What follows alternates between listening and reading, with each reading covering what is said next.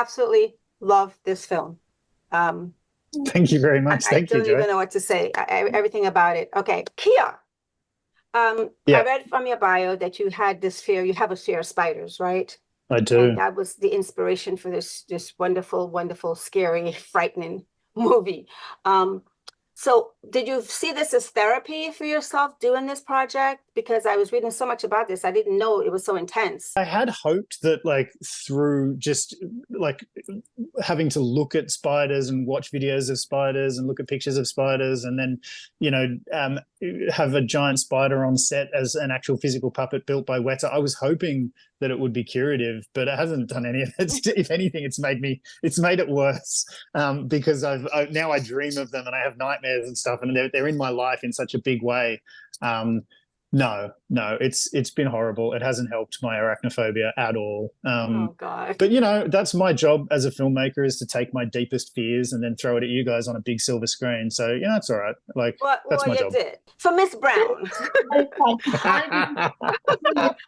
Miss Browne, I so enjoyed your performance. I can only say you're so special. I can't wait to see more of you. What was your Yeah. motivation in terms of preparing for your role to get that sensibility and you pull us in so quickly? I think that it was just a really interesting character that I loved. I just got to be a teenage girl on set, and then it all descends to madness, and I start doing my own stunts. And I think that I saw the role. I was like, yeah, I mean, there's no way I don't want to do this. This is incredible. And just having, because he is always like really excited every single day. Like, I've never seen him angry, and having him like that passionate and that excited, I think that helps, because I can't even imagine if he was just like he didn't really want to do the script and he was just sitting there. He was like, oh yeah, just try, like that would be so hard. But he was like, let's go. Like, he was so excited, and he just like walks around set with his head up, like, okay, we're ready to film. Okay, let's go. And he's just, his passion, that's what really helps me on set. That's so great. Mr. Turner, I love when a film has many different layers and themes to it. What were some of the themes you were hoping for us to see? Well, all of my films, to one degree or another, end up being about family. Like, I'm very close with my family, and like, I'm a child of divorce, and so I got very close to my mother and my brothers, and like, it just is all about that family unit for me. And so what I wanted to do with this film was to make a very specific horror template, which is a single location, one family, and one monster. And if you're going to do that template, you have to make the audience care about that family, those people. Like, if the people that are being threatened and or eaten aren't cared about, then it just becomes a horror fest, and you know, there's no drama to it. And so I think horror without really good drama and characters, you know, isn't really the type of film I want to make. And so the only way I really knew how to do that was to just take my own family. So Charlotte is very much based on my daughter, you know, who I love very much. And she's my stepdaughter, but she feels like my daughter. So over, you know, years and years and years, I feel like her dad and she's my daughter. And I wanted to be able to tell that story in 96 minutes. So I had to dramatize that idea.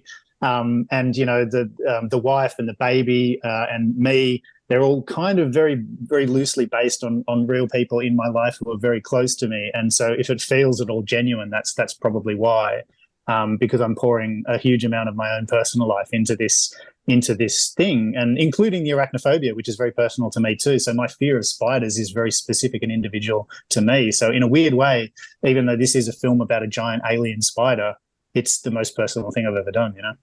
Well, what I love about the film, as you said, is so engaging. I cared about everyone. And Miss Browne, you're just totally so relatable. I mean, I felt I was part of the family. And I think that's what made this particular film so special, because you cared about the mom, you cared about the dad, you cared about the grandmother forgetting her memory. And it was so many amazing layers. I want to find out from each one of you, what was the funnest scene and what was the most challenging scene for each of you, and how did you overcome those barriers, especially for the ones that you felt that were very challenging? My most challenging scene was when all of the scenes were fun, even this one. So I'm not sure which was my favorite. I can't tell you which was my favorite, but it's when I had to get jump scared, and the whole day leading up to this jump scare, I was like, I don't want to see the puppet or the model of where I'm getting jump scared from. So I was like, okay, I don't want to see it. Yeah, I just don't want to see it. So I hadn't seen it. They'd covered it up when I was on set, when I was trying to get blocking right. It was covered up with like a little sheet, and the whole day built up to this Kiah calling action and the puppet being unveiled and me walking, and then around the corner was a puppet, and I screamed.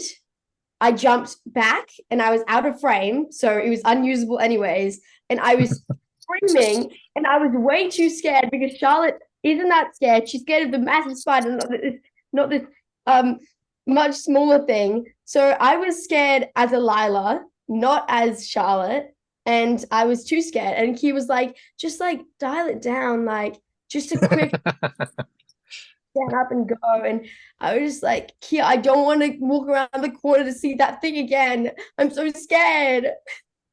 It was terrifying. And every time I'm like, I know I'm going to get jump scared. I know I'm going to see this thing. And it just, the anticipation of walking and being like, just around that corner, it's there. And even like when I wasn't in the scene and when I was just looking at the puppet, I was completely fine. I was just looking at it. It was really cool. But when I was in the scene and the anticipation, I was terrified. Oh, well, you pulled it off. Yeah, they heard that scream, I think, in New Zealand.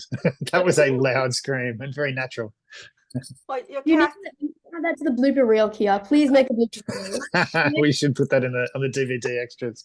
Not that DVDs exist anymore. your casting process was impeccable. I actually enjoyed every single performance. I loved, the exterminator. I mean, what a great team. For that journey and you're picking the right people, what was the most important tone for you that you really wanted to be sure that everyone in your cast had that sensibility that you were looking for?